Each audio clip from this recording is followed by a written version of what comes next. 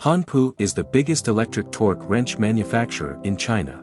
Torque wrench is mainly composed of several parts in the figure. Take TN21LP as an example. The required torque should be set in advance. When using the torque wrench, the wrench has two gears, which can be easily changed to tighten and remove the bolts. When tightening the bolts, the wrench will automatically stop turning when it reaches the torque.